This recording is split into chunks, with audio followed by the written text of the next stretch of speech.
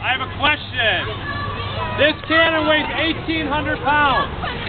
So why would we call it a 6-pounder? What do you think? Because the thing it shoots weighs 6 pounds. The thing it shoots, a cannonball, weighs 6 pounds, and it just so happens that I have a 6-pound cannonball that we can pass around. But, students, I have some very bad news for you. Zach and I cannot really fire that cannonball today for 3 very important reasons. Because it's in a state park. First of all, this is a state park. We are not allowed to fire live ammunition, and the Redcoats don't want to get kicked out of here for the 3rd time in history. Glad to see someone paid attention during my talk. Second of all, and much more important, that is my last cannonball here in Michilimackinac. And personally, I don't want to waste it on empty lakeshore and seagulls. I'm waiting for one of those ferry boats to come in nice and close.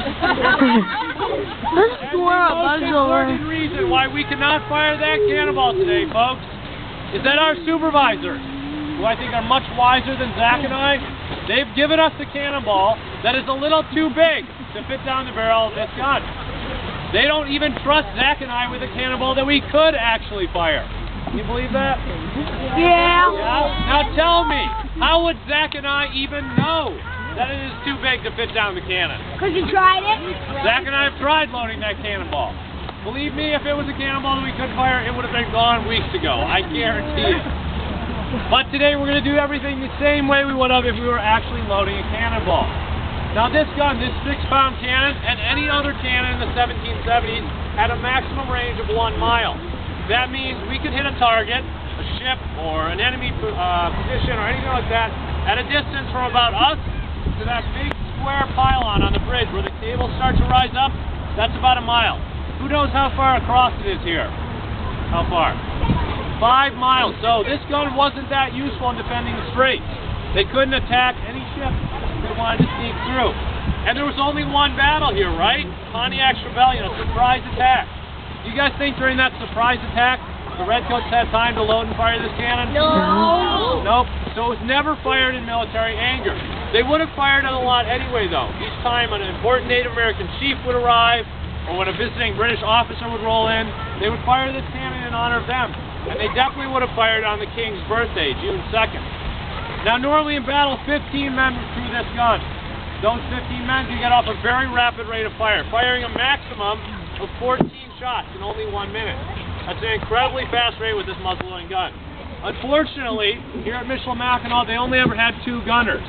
And today, we have just Zach. Now, Zach is very talented, but unfortunately, he usually only gets off about 1 shot an hour. So, today we're moving a little slower than they would have in the 1770s. Now, to load this gun, Zach is our matros. He's going to ram down the barrel a wad hook, a big corkscrew. Basically going to pick up and pull out any debris that might be left. That way our cannon barrel is clear for another charge. However, there could still be sparks and embers, even on a wet day like today, living in that barrel.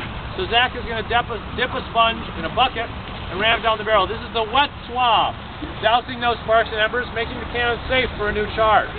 But as you know, water and black powder don't mix. So what do you think we have to do next? We're going to dry it out with a dry swab, which is even now today it's still a little wet from the rain, but we're going to use it anyway.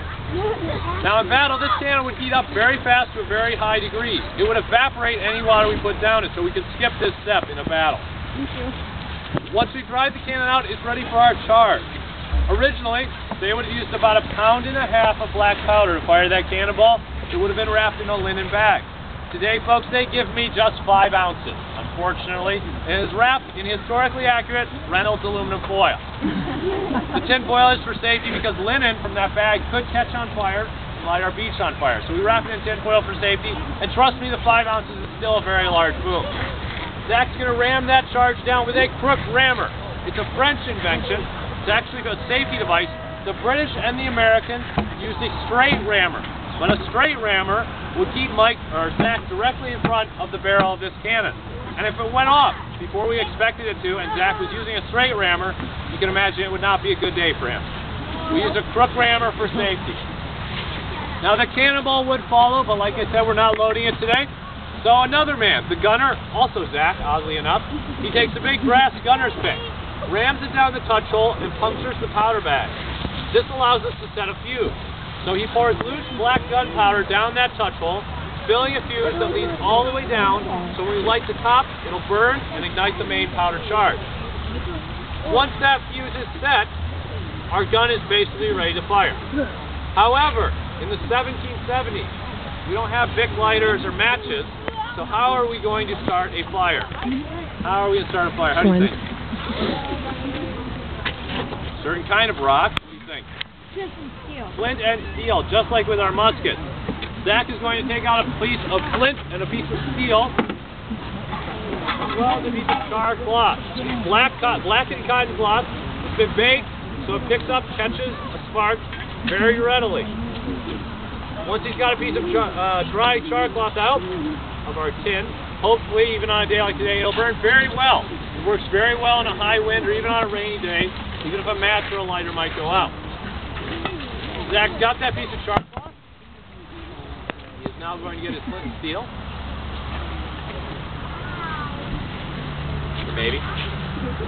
This is why we lost the revolution. Alright, he's going to strike flint on steel, creating sparks. Some of those sparks he is going to catch on a piece of char cloth that I mentioned. So watch as Zach creates those sparks.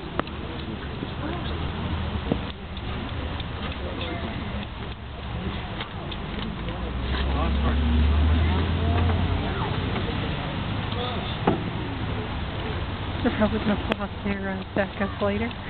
There we go. Got it. Zach has caught that spark. The char cloth is burning. He transfers that spark. To be a slow match, a little piece of cotton cording. It burns very slowly. It's been soaked in a chemical. That way in battle we could have a long coil of it that would burn just about 7 inches in an hour, very slowly. We could start a coil and use the same rope on every shot for the rest of a battle. We're just using a little piece today, enough for one shot. Our gun now is ready to fire. Today, we are going to fire this cannon in honor of the great King George III. And I think, ladies and gentlemen, we should have a cheer for the King. Hip hip! Hooray! Huzzah! Wow, that's the most support we've had for the King in over 200 years. Not hooray. Huzzah. That's pretty impressive. Some days we have to turn the cannon around. I don't think we'll have to. Now, Zach is putting on gloves, and he's putting earplugs for safety. I would recommend, since this is the loudest cannon on the Great Lakes, that you all also cover your ears. You want me to cover your ears for you? I'll survive. Gunner! Ready! Boys! Fire!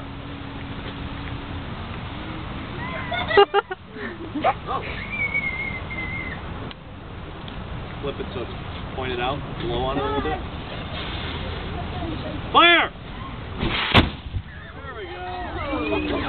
God save the King! Alright, how do you stop?